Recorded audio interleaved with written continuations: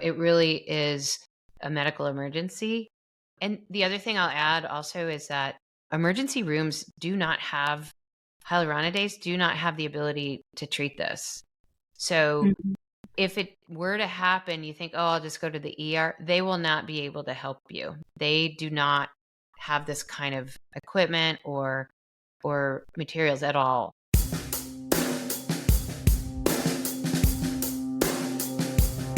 This is Medspa Mayhem, the podcast all about the chaotic world of medical aesthetics. From Botox to lasers to IV bars, learn how to tell real versus fake, legal versus illegal, and safe versus potentially deadly. Hear the crazy stories inside the med spa world and find out what questions to ask and how to spot the people cutting corners. I'm your host, Dr. Kate D. Together, we explore the wild west of medicine that is the aesthetics industry.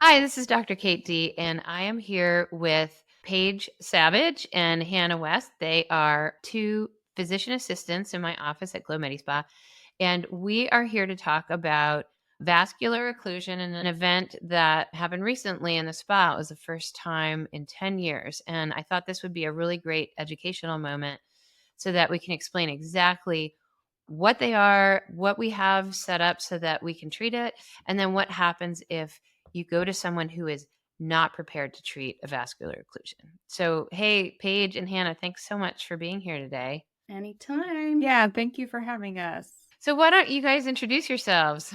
I'm Hannah West. I'm a PA, as Dr. D mentioned. I've worked here at Glow for about 3 years and done aesthetics full-time during that time. Prior to that, most of my experience was in the neurology space, specializing in headaches. So we use Botox for that, interestingly. Nerve blocks, things of that nature, which lent itself well to this. Love working for Glow and Dr. D. Yeah, that's me. And Paige? Yeah, my name is Paige Savage. I'm a physician assistant. I've been working at Glow for about 1.5 years now. I've been working in aesthetics for 4 years now. Before that, I worked in primary care. Yeah, I love working at Glow. Thanks, guys, so much. I really appreciate your willingness to talk about this for the podcast. As I've been trying to educate the public of like why it matters where you go. One of you want to take on what is a vascular occlusion and why we worry about it? Sure, I can do that. So oftentimes you'll hear us shorthand call it a VO, vascular occlusion. So if you hear VO, that's what we're talking about. Vascular obviously refers to a blood vessel. Occlusion means to block or occlude. So when we are injecting fillers, most of them are a gel. So it's a solid material. And when we're injecting it, if you get really unlucky and a little bit of that gel filler gets inside of a blood vessel and blocked it, that could mean you don't have downstream blood flow like you're supposed to. So if that were not restored, that could mean you have permanent loss of blood flow somewhere, which could result in permanent scarring, tissue damage. It can be really disfiguring.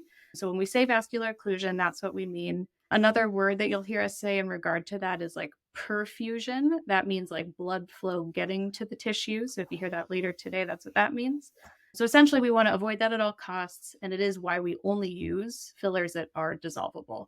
This is specifically talking about hyaluronic acid fillers or HA fillers. Those are the most common type, but those are the ones that are reversible. And we've talked about this on the podcast before. There are non-reversible fillers that are FDA approved in the United States. So it's not illegal to use them. It's just way more dangerous. And we don't have them at Glow because I wouldn't be able to sleep at night knowing that those were being thrown around. You can imagine if you took a gel that wasn't dissolvable and you stuck it in a blood vessel and it blocked it and you then couldn't treat it, then you watch this unfold and you would lose skin or tissue and it could be quite disfiguring. So we only have dissolvable fillers and there's a lot of different ones of those. We have kind of two families of fillers, Restylane, which is made by Galderma, and Juvederm, which is made by Allergan. And there's lots of fillers that are in those categories. But there's other brands as well. So what are some of the other things that we have that basically were set up to deal with it, to minimize the risk in the first place, right? And then to deal with it if it did happen. So one thing that we do is we have a whole kit in the office in case we need it. The components of that kit, so God forbid there's a vascular occlusion, we have a whole bunch of enzyme in the refrigerator called hyaluronidase that is used to break down hyaluronic acid. And we have piles and piles of that. Do you guys know how many vials we have at the moment? Last I counted, I think we had 18 or something, but we always try to have at least 16 on hand. Usually the recommended upper limit for what you would inject into somebody's face in a setting is like about 15 vials. So that's your like tried and true in an emergency. You need to have this much. So I think our policy is to make sure we always have at least 16 vials. Yeah. We also have aspirin in that kit, packs to dilate blood vessels. And I also have an ultrasound machine, which we didn't really need for this particular treatment, but we could have used. But since I am a former happily retired radiologist, I find ultrasound really handy. I really like it. Luckily, we don't need it very often. But if there's ever any question about vascular anatomy, we could whip that out and take a look. And if there's ever any question of occlusion and you're not sure where, you're trying to find where to inject, you can use the ultrasound to help you do that. So what about cannulas? Do you want to explain, Paige, like the use of cannulas and whether or not that actually helps avoid the risk of vascular occlusion? Yes, the cannula is the way I describe to patients is it's like a blunt tipped needle. So it looks like a very long needle, but it's not sharp. And if you use a cannula that is large enough, it's called the gauge. The size of the cannula is called the gauge of the cannula. And if you use a cannula that's large enough, it should really just push past the vessels in the tissue rather than going through them, puncturing the vessel. So that can make a vascular occlusion a little bit less likely to happen. A lot of times when we can, we will use a cannula. I do still occasionally use needles, but I think that we here at Glow implement cannulas pretty often, especially if we're injecting in areas that are considered higher risk for a vascular occlusion. Yeah, definitely. I agree. We have an AccuVein that allows us to identify veins under the skin. We use that for injectables as well. I don't think that really makes a difference for vascular occlusion. So it really helps to reduce bruising because you're avoiding the little superficial blood vessels right under the skin. But when we're talking about a vascular occlusion, we're really worried about an artery getting filler in it. And arteries are deeper, and we can't really see the arteries with the AccuVein. Although AccuVein's great and really helps to avoid the superficial blood vessels, usually we're worried about deeper ones that you can't actually see with that. But it is nice to have. And it also is nice to have to avoid bruising because sometimes bruising can be confused with vascular occlusion. So it is helpful to be able to minimize your risk of bruising just to minimize that risk of confusion. I do think it's good to point out too, the most widely recognized reason why we think an occlusion happens is like needle or tool goes into vessel, filler goes into vessel. But there's also some theories about filler just compressing on top of a vessel in like a tight anatomical space that doesn't have a lot of room for product. And there's also some discussion about just some of the little arteries spasming in connection with filler being injected near it. While the cannula still is safer, there's still a decent amount we don't know about occlusions, and it still doesn't mean you cannot get one when you are using a cannula. Safer Right. doesn't negate it totally. So besides all these tools and the enzyme and the kit, we also routinely update our protocols for treating an occlusion. We go over those protocols pretty regularly and we check with each other. And we have a team of people to help and make sure that that we know what we're doing and that we help each other out. The other thing is I also have 2 facial plastic surgeons who I've developed a pretty good relationship with so that if we were to need somebody like that, we have a connection and that's really important. And they have access, at least the one who's closest to our clinic, he has access to hyperbaric oxygen if we really needed to refer somebody for that if the occlusion wasn't fully treated or we had some problem. So we do have backup. So that's also really important. So I've talked to other injectors on the podcast about vascular occlusions are appropriately very rare, but they do happen.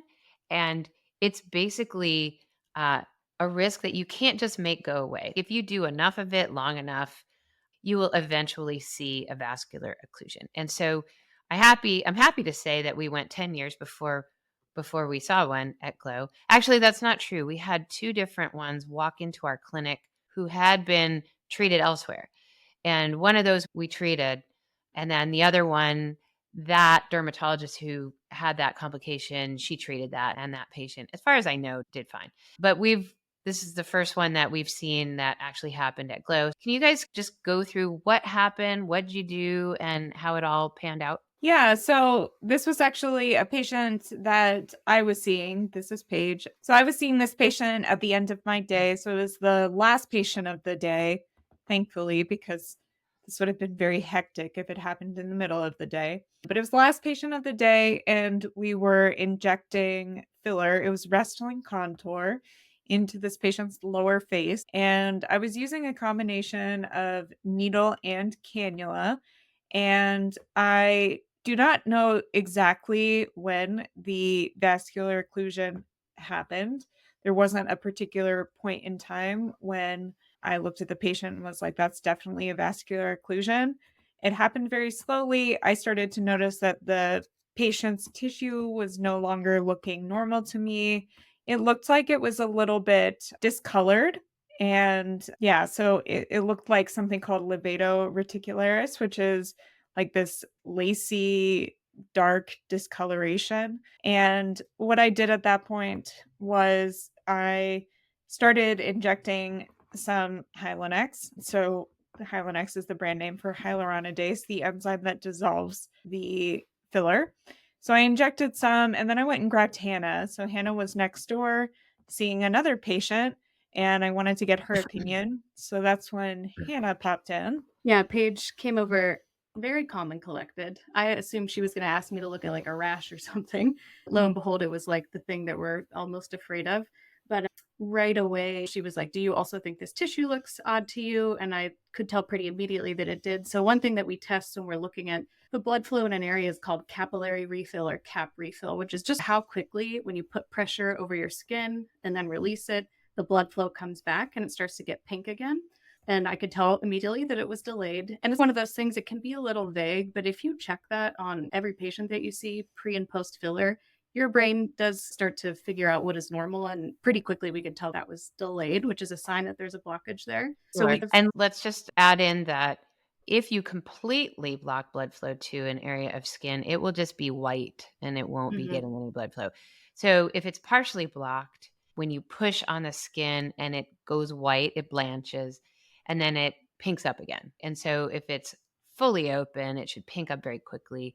And so if it's partly blocked or if there's multiple branches of an artery feeding one area and one of those is blocked, then it will be sluggish. So sounds like it was delayed, meaning sluggish capillary refill. And so what'd you guys do next? So the established protocol involves we inject that hyaluronidase enzyme, certain quantities of it. You can mix it with saline, sometimes lidocaine, depends on a bunch of different things, but we did employ those. Essentially, you're just running through this, inject the hyaluronidase, apply heat to dilate the vessels, massage the area to disperse it all, and hopefully encourage those to open back up. And then we're just reassessing it. So continuing to check how quickly that blood flow was coming back. And essentially every hour we did that until it was a total in the end of about 15 vials. I think we probably could have stopped sooner, but we wanted to really make sure that it was finished. And I'll let Paige pick up after I say this last part. But the more you inject in there, the tissue gets really swollen. It's appearing bruised, which, as Dr. D mentioned earlier, can be confused with that lack of blood flow appearance. It does start to get a little difficult to tell exactly what you're looking at. So it was so nice that both of us were there, both for moral support and to just have a second set of eyes on it. Do you want to add to that, Paige? Yeah, so it was really great that Hannah was there, both in the beginning when I just wanted to hear what she thought about the patient's tissue and how it was looking, but also just to help throughout the situation. She helped to go grab heat packs. I was doing injecting and massaging. At some point, she even went and grabbed Pronox, laughing gas, and the patient was using that. And I believe And that Henry has been found, shown, besides to calm the patient down, that's been shown to actually increase blood flow or open up blood flow sometimes. There's some evidence that's helpful. We figured it couldn't hurt. And truly, the really patient, can't hurt. yeah, the patient was a champ. She was Right. actually handling it great, but it does also help reduce discomfort and anxiety. So that was, I think, another plus. And I Yeah, think so you guys called me sometime in about Mhm. half an hour into this. Yep. I was not in the office at the time. And by the time you called me, it sounded like it was improving. It wasn't all the way better. I didn't need to come in. I don't think that I would have done anything different than you all did. But what I did do was text my facial plastic surgeon friend and just let him know that we had this going on and make sure he was around and knew about it and had access to the hyperbaric oxygen in case we needed it. I was really happy to update him later and to let him know we did not need his services. But so how did it all look by the time you had all those vials of Hylenex in there? yeah, so again, at that point, it was difficult to fully assess the patient because there was a lot of swelling. She was bruised. But before, maybe like an hour before we finished injecting the Hylenex, we thought that the capillary refill had already started to look improved. But we just kept going to be extra safe and cautious. So what we were looking at the end was a faster capillary refill. It was less than 3 seconds. And the patient could get a hold of us all evening. We had a plan for her to follow up the next morning to look at things. We told her the flags she should be looking out for and what to expect. Thankfully, she is a healthcare provider as well. It is actually pretty well versed in like head, neck, face anatomy based on what she does. So she was also somebody that had a good head on her shoulders already to deal with something like this. Yeah, so it looked pretty good at the end of the night. But we were there until 10 p.m. We had to go next door. We got dinner for everybody. We all ate eggplant parm while Paige and I stressed out and tried to make our patient as comfortable as possible. Yeah, so luckily we do have a really pretty decent Italian fast casual place next door. Okay. And then Paige and I saw the patient the next morning. She looked great by then. Her refill totally normal in the morning. She seemed pretty calm about it. She wasn't unhappy. Maybe felt like maybe we were overdoing a little bit. um, but I think that it went exactly as it should have gone. And so hopefully maybe we'll make it another 10 years before this happens again. I really wanted to talk about what happens if we're not prepared, right? The places that are using non-dissolvable filler, obviously none of this stuff would really work. There are some things that can dilate blood vessels, but if they're really clogged up with a filler that's not dissolvable, it's not going anywhere. It's like putting concrete into your sewage pipe. It's going to be backed up. The other thing is that we had a case on this lovely woman, Krista Carson, who calls herself Disfigured Beauty. She was on the podcast a while back. And she had a non-dissolvable filler, but also had a provider who had no supplies in his office. He really didn't know what to do. So he didn't have the hyaluronidase. He didn't have ultrasound. He didn't have anything basically. And she ended up being scarred and losing a big piece of her nose. And it really is a medical emergency. And the other thing I'll add also is that in general, emergency rooms hyaluronidase do not have the ability to treat this. So if it were to happen, you think, oh, I'll just go to the ER. They will not be able to help you. They do not have this kind of equipment or materials at all. As a matter of fact, I interviewed an ER doc about ER complications from med spas. And she was like, yeah, we would end up calling you and saying, you got to treat this person. Really important to make sure that you ask those questions before you have any kind of filler. What kind of filler is it? Is it dissolvable? Have you guys ever had an occlusion? And if so, did you treat it successfully? Do you have all the supplies that you need? Is there anything else you would ask? Anything you would recommend patients ask their provider before they go forward with filler?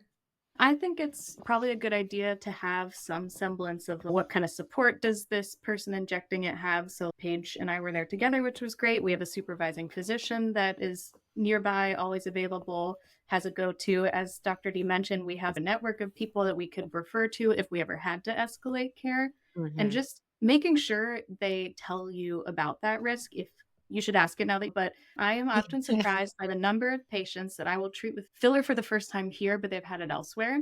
And they are totally surprised to learn about this scary risk. And I try to say it in a way that doesn't sound terrifying, but it is a real medical complication that can happen. And you really got to know about that stuff. It's mind blowing to me how often it's swept under the rug or just hidden in the last little fine print sentence of a consent form, but not said verbally to patients. Yeah. And then also just making sure that they have some hyaluronidase in their office that they can use if there is a problem. And I guess also asking about who the patient can reach out to if they notice a problem. Is there some contact information?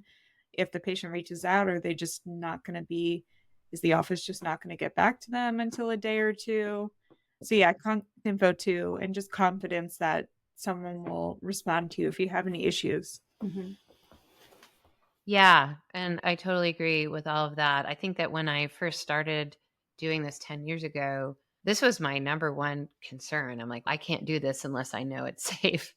And I also, maybe one other thing is talk about the alternatives as well. So when we talk about informed consent, we cover the benefits, the risks, and the alternatives of every procedure. And it might be that you don't need filler. There are a lot of places where that's all they do. They do Botox and filler. That's what they offer. They don't offer laser procedures. They don't offer skin tightening or RF microneedling or any of the other things. And it might be that you're a way better candidate for something else. I think that might be something else to ask about is what other stuff do you do here and what are my options? Is there anything else you want to leave our audience with other than don't be too scared? But definitely if filler is in your future, whether it's I would say the vast majority of the filler we do is probably lips and cheeks. Would you guys agree? I think that's probably the most common. Yep. Yeah, I think that's accurate. And those are honestly like safer in general than other areas. The big disaster that is really nasolabial fold that can be quite dangerous, even though that's really common. People put filler there. But I would say it's really safe in very competent hands. If you go to somebody who knows what they're doing, who's practicing safe technique, and who's prepared to treat any kind of emergency, then I think it's totally fine to do. I'm not anti-filler. I just feel like people really need to understand what they're getting into when they have it. So thank you guys so much for talking about this today. I appreciate your time. And maybe I can convince one of you or both to come back and talk about something way more fun in the future. Yeah, I'm stressed out. I'm sweating a little again. To relive, we called it our trauma bonding evening. It was. Yeah, but you guys are so talented and you really took care of it. And I so appreciate how much effort you put into that. And I just I find it just extraordinarily valuable to have you on my team. Thank you. And we appreciate that you've set us up for success here. So yeah, props all around. All right. Thanks, guys. We'll have a great night. Thank you. Have a good night. Bye. If you've learned something and like what we're doing, please tell your friends and give us a 5-star rating in your podcast app.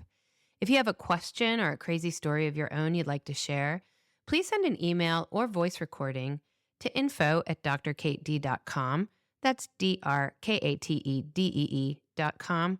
Or reach us through the website medspamayhem.com. And read the book. Medspa Mayhem is available everywhere books are sold. Thanks for listening. I hope this episode has been helpful. Most injectors will not talk about this subject at all. Most are underprepared to deal with it, and many don't even know the facial anatomy that they're injecting into. I thought it would be important to shed light on just what this, thankfully rare complication can entail. Thanks for being here.